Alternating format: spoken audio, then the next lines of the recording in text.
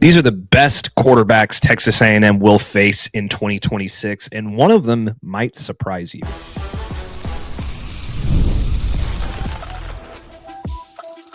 You are Locked On Aggies, your daily podcast on the Texas A&M Aggies, part of the Locked On Podcast Network, your team every day.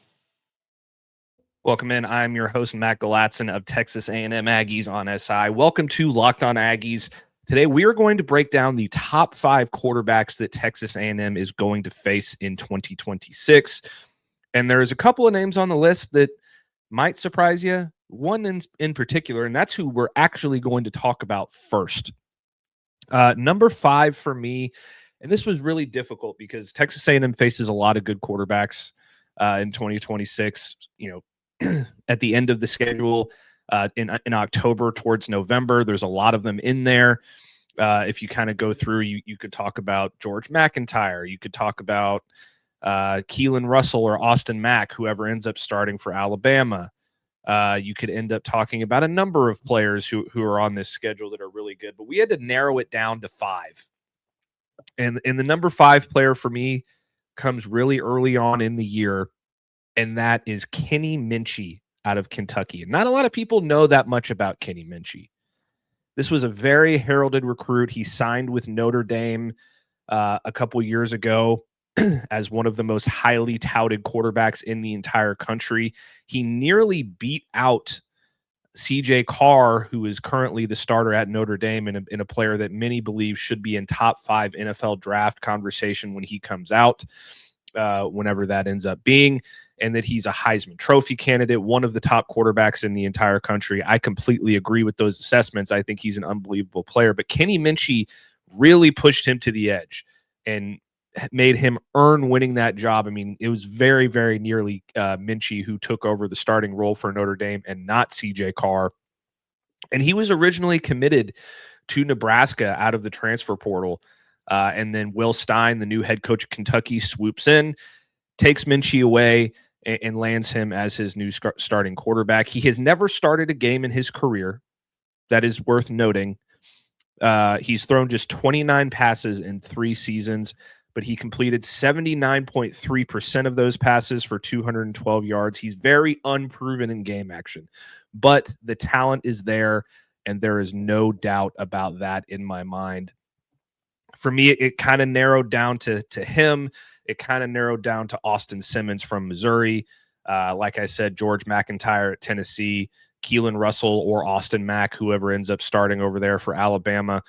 Kenny Minchi edges those guys out because largely when it comes to experience, those players are all very similar to one another. Austin Simmons probably has the most experience out of the group, but you know, I didn't like what I saw last year from Austin Simmons before he relinquished the starting job to Trinidad Chambliss. I think Minchey, I'm just going to give Minchey the edge. He's my projection. He's my big projection on this thing, and that's the shocking one for me. Number 4, again, this was very difficult for me to differentiate between number 3 and number 4, largely because one of these quarterbacks made the playoff where the other one didn't. But I'm putting the playoff quarterback at number 4, and that's John Mateer from Oklahoma. John Mateer is an enigma. John Mateer is a player that, by all accounts, should be within, number 1 draft pick conversation himself. He's got all the tools in the world.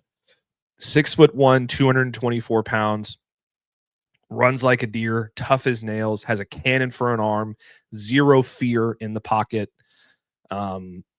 Really everything you want physically out of a quarterback. I mean, honestly, he kind of reminds me of Johnny Manziel in a lot of ways. Like I've been calling him Johnny Football Jr. for a long time since he came to Oklahoma, and I think that comparison kind of sticks. They play a very similar type of football, except I think Mateer is a more punishing runner than Manziel was, who was more of a finesse runner.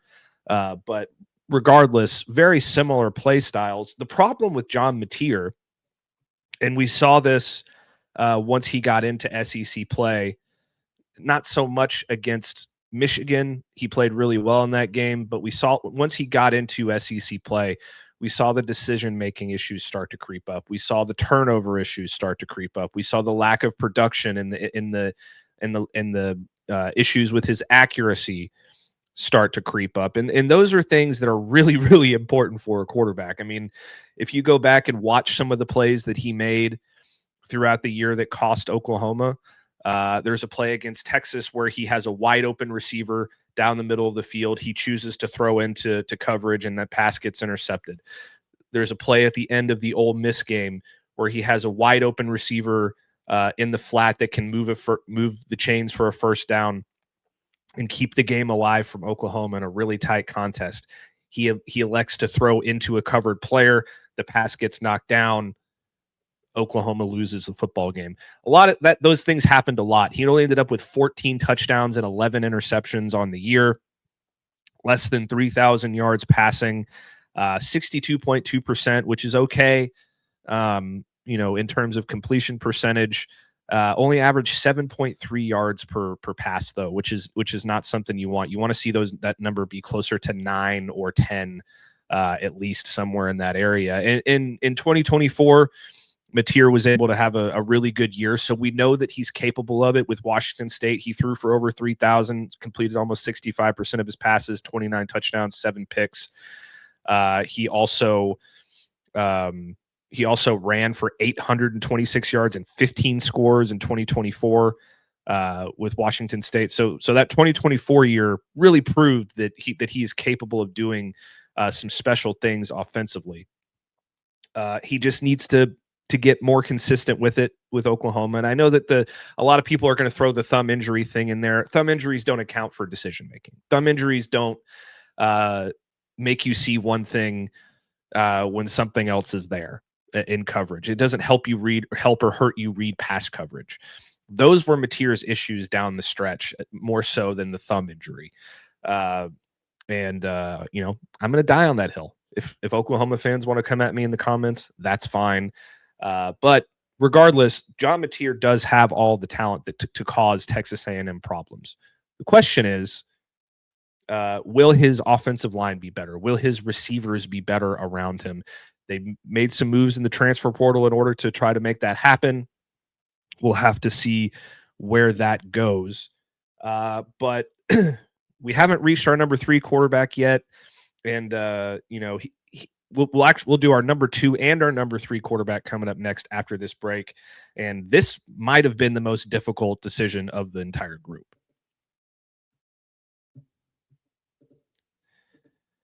Workplace chaos, deadlines stacking up, inbox overflowing, and the one position you have to fill is still sitting open. When the pressure is on and you need the right hire, this is a job for Indeed sponsored jobs. Indeed sponsored jobs helps you reach the people who actually fit what you're looking for: skills, experience, location.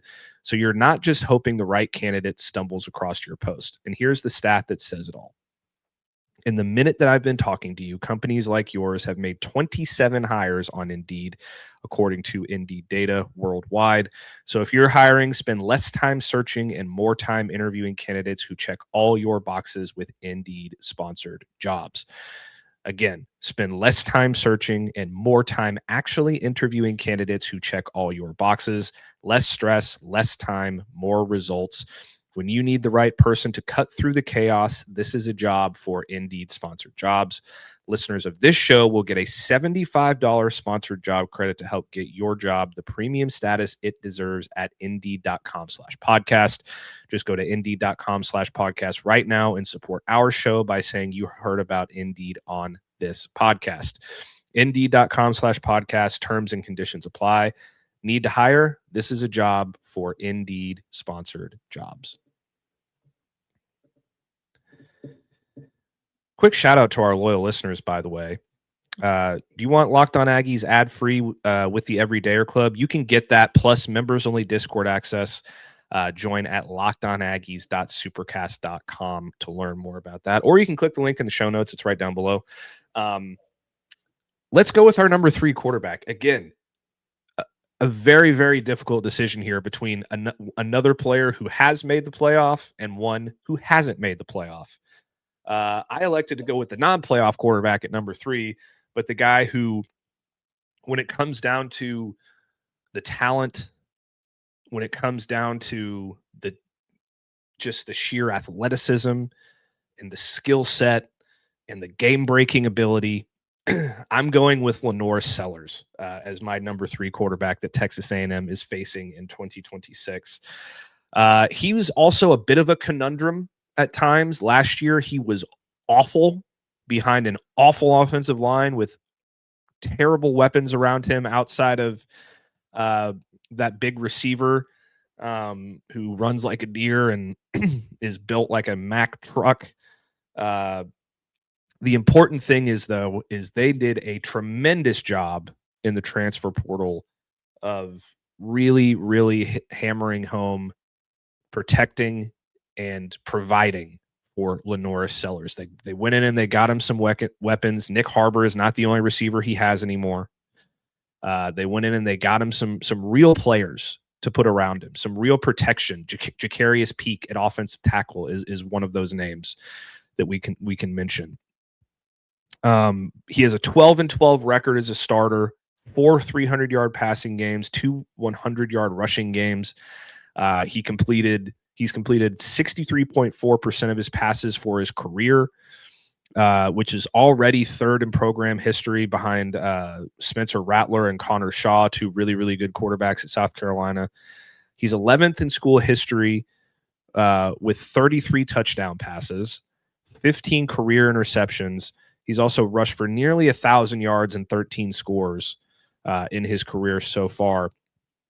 And this is a guy that exploded onto the scene as a freshman. He was absolutely unbelievable as a freshman for South Carolina in his first year as a starter. He threw for 2,534 yards, 18 touchdowns, 7 picks, ran for 674 yards, 7 more scores. And he helped lead South Carolina to an unbelievable year, by their standards. They were competing for the playoff. They ended the year going 8-4 after a loss in a bowl game. They lost 3 straight at the very beginning of their schedule.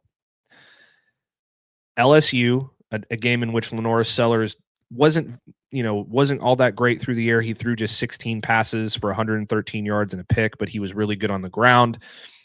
Ole Miss, South Carolina just got absolutely dump trucked in that game, and then they barely lost to Alabama. So 2 of your 3 losses during that stretch against LSU, Ole Miss, and Alabama were by a combined 5 points. And then the rest of the year, they just tore through their schedule in the regular season, crushing Oklahoma, crushing Texas A&M in South Carolina, crushing Vanderbilt, beating Missouri in a tight one. They also beat Wofford, big whoop. And then they beat Clemson 17-14 at Clemson. So he was doing some tremendous things over there in Columbia, leading the Gamecocks. And then last year, it kind of all fell apart. The lack of protection, the lack of weapons.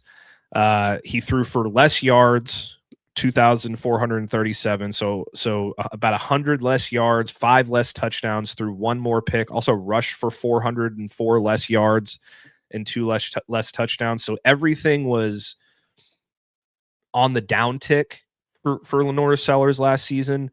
And they really struggled against good competition last year, in large part. Again, like the defense was not that good. He didn't have a lot of weapons to get the ball to. They get crushed by Vanderbilt. They get beat by Missouri. They beat Kentucky. And then they lose 5 in a row. LSU, Oklahoma, Alabama, at Ole Miss.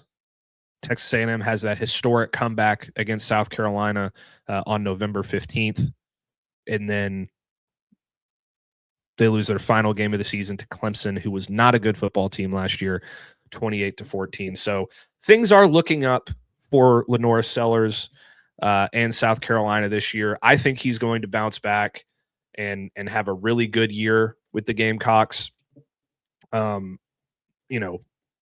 Partly because they're going to have a new play caller. They're going to have new weapons around him offensively. I think he's going to progress. Bringing in Nitro Tuggle, Jaden Gibson, and the transfer portal to help add some weapons to the wide receiver group. Carter Miller, Emmanuel Kojo Poku, and Jacarius Peak along the offensive line. Armando Nieves and Dane Arnett as well. Seth Smith, Hank Purvis. They brought in a lot of offensive linemen in the portal as well to help with that. And let's not forget, they brought in a pretty good running back as well to help out Sellers. Christian Clark, who was at Texas before, very, very talented back. I would expect him to have a really good chance at being the starter for that football team when it's all said and done. So I really like LaNorris Sellers and what he's capable of. 6'3", 240 pounds, freakazoid, really. He's going to be really, really good. And then that brings me to my number 2 quarterback that Texas A&M will face in 2026 in the regular season. And that is Sam Leavitt out of LSU. I almost said Arizona State because I still see him as an Arizona State quarterback, but Sam Leavitt is almost the quintessential Lane Kiffin quarterback. He can run, he can throw, he makes good decisions, he's accurate with the football, he's fast, he's explosive, he takes risks. Think of Jackson Dart when he was at Ole Miss, and then look at Sam Leavitt. Dart may have a stronger arm. Dart may have a couple of edges in terms of raw talent, but Sam Leavitt is the same kind of player. He has the same kind of mentality, the toughness, the decision-making, the accuracy, the arm talent. Like, maybe not to the level of a Jackson Dart in every single spot, but he has all of the tools that you need to be successful, especially in a Lane Kiffin offense. And here's the other thing about Sam Leavitt. He's got a lot of experience. He was named the 2024 Big 12 Freshman of the Year, second team All Big 12, Big 12 Newcomer of the Week a couple of times. He also won the Sean Alexander National Freshman of the Week in 2024. But the most important thing he did in 2024, let's be real, is lead Arizona State to the college football playoff. And they nearly knocked off the Texas Longhorns. I mean, that was Cam Scatterbo for the majority of that, but they didn't have their number 1 wide receiver in Jordan Tyson, which kind of threw the passing game out of whack. Cam Scatterbo had to kind of come in and do everything on his own. And Leavitt did throw a costly pick at the end of that football game. But the point being, he's got big time experience. He's played for a Big 12 championship. He's won a Big 12 championship. He's gotten to the college football playoffs. And last year, he really faced a struggle. Arizona State was not a good team last year. They were a bowl team. They were a team that, had their opportunities to make noise at multiple different excuse me, at multiple different spots. They made noise beating TCU. They were the one team in the regular season that beat Texas Tech. And Leavitt was unbelievable in that game, by the way, throwing for 319 yards. And then the next, and then there was just a couple of times where they would go back and they would regress. Like they lost to Mississippi State early in the year. And then they beat Baylor, they beat TCU, and then they lose to Utah 42-10, just absolutely blown out. Then they beat Texas Tech, and then they lose to Houston, who was okay. And they beat Iowa State, they beat West Virginia, they beat Colorado, and then they lose at the end of the year to Arizona. So it was a very frustrating year for them. And part of the reason that they struggled so much was because Sam Leavitt was injured for a good portion of that season. He didn't play in every game. If you look at his game log, he didn't play a game the October 25th loss to Houston. He did a Utah loss. So it's just one of those situations. We needed him to be in the action. He was suffering some injury issues. He only ended up throwing for 1,628 yards, 10 touchdowns, and 3 picks. And that's not great. But in 2024, you could see where the talent was. He threw for 2,885 yards, 24 touchdowns, and 6 picks. He ran for 443 yards and 5 touchdowns. So 29 total touchdowns as a freshman. Really, really good. And I think he's tailor-made for the Lane Kiffin offense. I think he's going to have an awesome year with all the weapons that they're going to have around him. Winston Watkins, the running backs they've brought in, the new offensive line they've brought in. Like, they've completely reshaped their entire roster, offense very much included. And Sam Leavitt is going to do a very, very good job of leading that group, I believe. Obviously, that leaves one more quarterback that we haven't talked about yet that's really good that Texas A&M is going to face, and I know it's not going to be your favorite one. Today's episode is brought to you by FanDuel. The NBA playoffs are here, where every possession matters, every matchup is magnified, and every game can swing on a series. And right now, FanDuel is giving new customers a great way to get in on the action. Here's what I like about it. You can bet just $5 and get $250 in bonus bets if your first bet wins. The app makes it easy to follow the action with player stats, trends, and matchups all in one place. And during the playoffs, that extra insight really matters when you're looking at stars, role players, and key moments.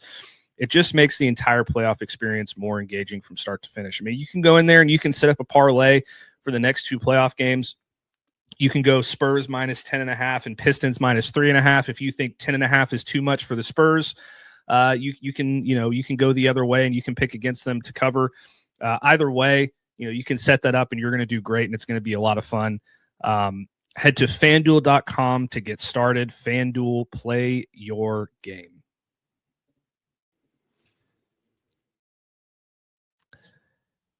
There may be a lot of hype about this guy. It may have been overblown at times last year. And I know that Texas A&M fans really want to believe that he's not a good quarterback. He's the guy from the rival. Arch Manning is the number 1 quarterback, the best quarterback that Texas A&M will face in the regular season in 2026. I know. We're over it. Here's the thing, though, Aggie fans. Arch Manning is not only the most talented quarterback physically in the SEC outside of maybe LaNorris Sellers. I mean, the guy runs 21 miles an hour on a bum foot against Michigan in a bowl game. He's got an absolute cannon for an arm. He's only scratched the surface of his potential, but Texas has absolutely loaded up around him in a way that if he's not successful in 2026, I don't know. Like, everything is set up for him to be successful. Completely new offensive line. Completely new running back room with Hollywood Smothers and Raleek Brown. Go out and get Cam Coleman in the transfer portal. Arguably the best wide receiver in the country, not named Jeremiah Smith. Arguably. Malachi Toney is in that conversation. Other receivers are in that conversation. But you know what I'm saying. It's Cam Coleman. He's a freak. Okay? You add all of this around a quarterback who is an elitely talented player, the player that many believe will be the number 1 pick in next year's NFL draft. That's scary if you're a fan of any other team but Texas. And look, everybody's going to jump out and say, but Matt, he was ass last year. He really wasn't. It was a completely misconstrued narrative. A guy making in his first year as a starter, plays very poorly in the season opener against Ohio State, but still puts them in a position to win the football game, or tie the football game, I should say, at the very end. Bounces back well against San Jose State. Who cares at San Jose State? Plays like dog water against UTEP. Bounces back against Sam Houston State. Again, who cares? Plays very, very well against Florida. People will look at his stat line and say, oh, but he threw 2 picks and he completed 55% of his passes. Go back and watch the tape. He was under siege. He got pressured, I think, 36 times on 43 dropbacks or something like that. Was sacked somewhere around 6 or 7 times. His offensive line was Swiss cheese. Plays very well against Oklahoma. Doesn't put up eye-popping stats, but completes 21 of 27 for 166 and a touchdown. Leads them to a victory in that one over John Mateer. The next week against Kentucky, again, he was awful. 12 of 27, 132 yards, no touchdowns, no picks. The only game of the season where he wasn't responsible for a touchdown, by the way.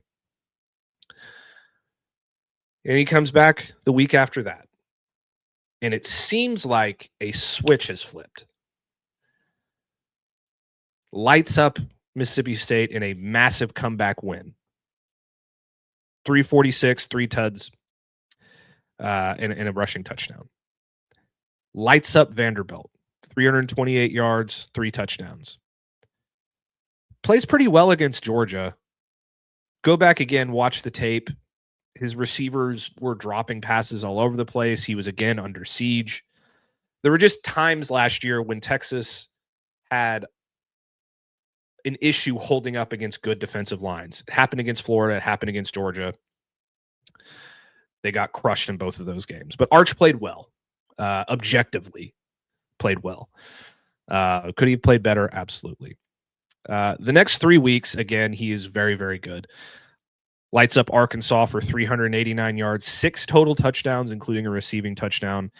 Doesn't play fantastic against Texas A&M, but stepped up in the second half and made it count.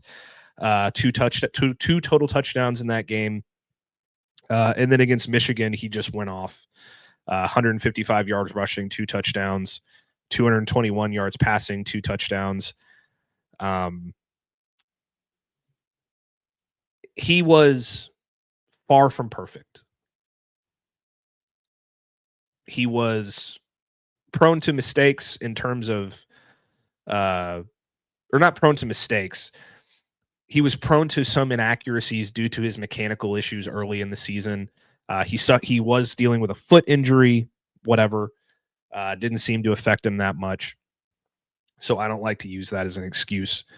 But the point I'm trying to make here is there was so much happening around Arch Manning in 2025 that was not great, that I think that Texas has gone all in to fix those issues. All the weapons in the world. They bring in Will Muschamp on defense, by the way, which will allow Steve Sarkisian to stop having to, hold Pete Kwiatkowski's hand while he's, doing his thing on the defense. Will Muschamp's going to run the defense as the defensive head coach. Okay. And that allows Steve Sarkisian to fully lock in on Arch Manning. And he got all the weapons around him he could possibly want. And like I said, I know that a lot of Texas A&M fans that are listening to this podcast are going to say, but he wasn't that good. Well, he scored more. He was responsible for more touchdowns than any other quarterback in the SEC not named Diego Pavia. 36 total touchdowns. That's up there in terms of nationally as well. And he didn't make the playoff. He didn't, some of these other quarterbacks that were in there for the SEC played more games than he did. And they were still not able to put up some of the numbers that he was able to put up by the end of the year. Regardless, he needs to go out and prove it. against good competition, because a lot of that competition at the end of the schedule was not that good. That he played well against. Kentucky, or he played terrible against a bad Kentucky team. Mississippi State, terrible. Arkansas, terrible. Vanderbilt, wildly overrated in my opinion. Michigan, wildly overrated in my opinion as well. Also dealing with the whole Sharon Moore shenanigan stuff. Regardless, I think it's hard to argue that he's the best quarterback that Texas A&M is going to face all season long in the regular season. You can let me know in the comments down below who you think the best quarterback is, where these, how you would rank the top 5, where you would put Arch Manning, where you would put Sam Leavitt, LaNorris Sellers, John Mateer, Kenny Minchi. Would some of them not even be in your list? Please let me know, and we will definitely make sure to check out your comments. But that's going to do it for another episode of Locked On Aggies. Thank you so much for tuning in today.